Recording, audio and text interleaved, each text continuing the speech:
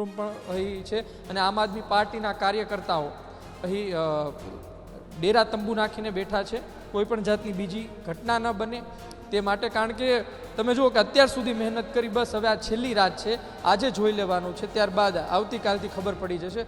તમે જોઈ શકો છો અહીં સ્ટ્રોંગ રૂમ પણ છે અંદરના, જે કારણ કે અત્યારે અમે અંદર નથી જઈ શકતા એટલા માટે અમે તમને બહારથી જ દ્રશ્યો બતાવી રહ્યા છીએ. નમસ્કાર મિત્રો, એ જગ્યા પર હું ઊભો છું કે જે જગ્યા પર વિસાવદરમાં પેટા ચૂંટણી જે યોજાઈ તેની મતગણતરી થવા જઈ રહી છે. આ તમે વાંચી શકો છો, કૃષિ ઇજનેરી અને ટેકનોલોજી મહાવિદ્યાલય. અહીં જ આવતીકાલે મતગણતરી થશે.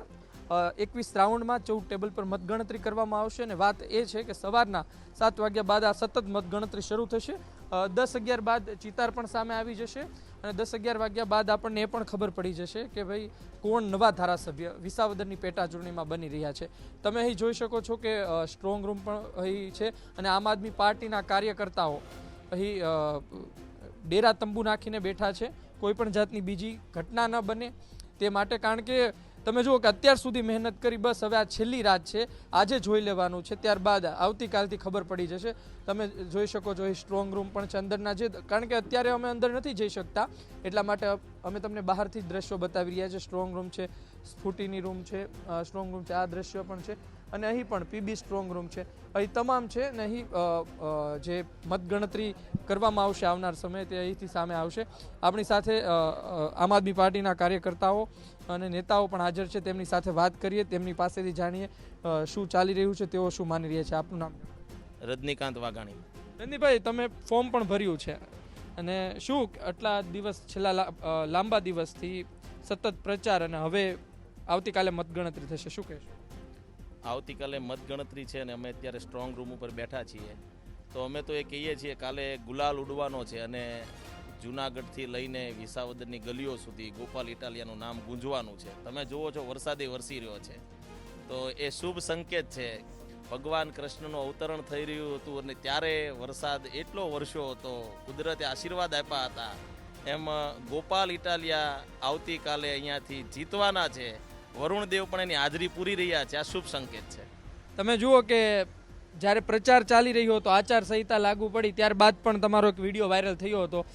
ઘણા દિવાલો પર લગાવ્યું હતું ભારતીય જનતા પાર્ટી પોસ્ટર પર, કંઈ એટલું કલર કરવામાં નહોતો આવ્યો. આમ આદમી પાર્ટી પર ના બોર્ડ ઉતારી દેવામાં આવ્યા હતા, કલર. એક સંઘર્ષ ને હવે થોડી કલાકોનો સમય છે. શું ચૂંટણી હોય એટલે સ્વાભાવિક છે અને આમ તો આખું તંત્ર ભાજપની અને કિરીટભાઈની ગુલામી કરી રહ્યું એવી રીતે કામ કરી રહ્યું હતું અને છે.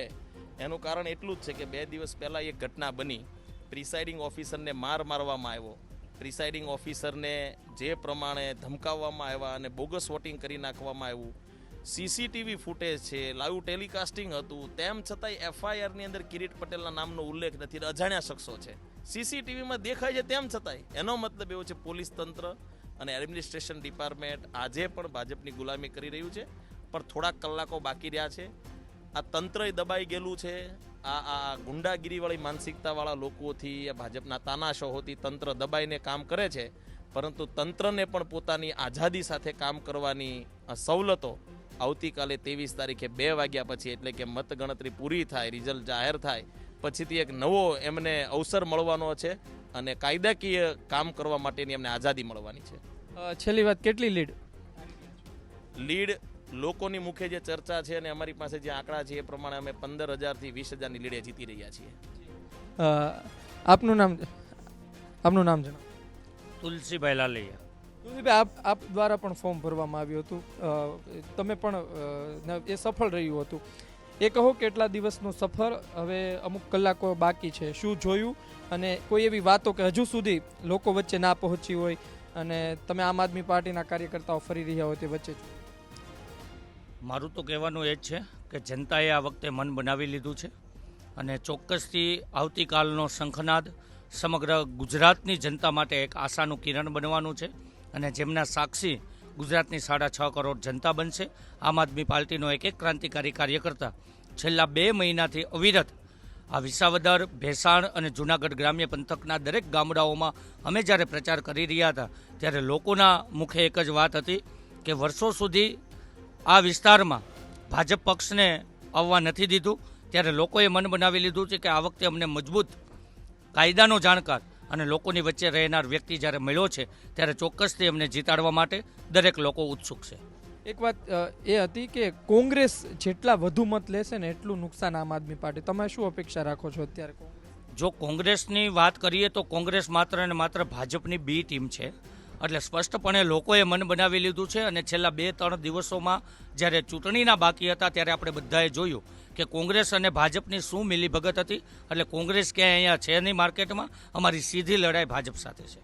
એક વાત એ પણ જણાવી દો કે તમારા ફોર્મ પણ મંજૂર થયા હતા, એટલે તમે છેલ્લે સમર્થન આપ્યું કે શું એ પણ લોકોને જાણવામાં રસ હોય? હા, અમે ચોક્કસથી સમર્થન આપ્યું છે અને હંમેશને માટે અમે ગોપાલભાઈ ઇટાલિયાની સાથે છીએ. તો આ હતા આમ આદમી પાર્ટીના કાર્યકર્તાઓ, નેતાઓ. વાત એ છે કે બસ હવે થોડી કલાકો છે, ત્યારબાદ વિસાવદરના નવા ધારાસભ્ય જે છેલ્લા મહિનાઓથી ચર્ચા હતી એ મારી અને તમારી વચ્ચે હશે. જોઈએ કોણ આવે છે, કિરીટભાઈ આવે છે, ગોપાલભાઈ આવે છે કે પછી નીતિનભાઈ આવે છે, જોવું રહ્યું. ગુજરાત તક જોતા રહો. મતદાન ગણતરી સમયથી લઈ પરિણામ લઈ અને ત્યારબાદના તમામ એનાલિસિસ અમે આપના સુધી પહોંચાડતા રહીશું. ધન્યવાદ.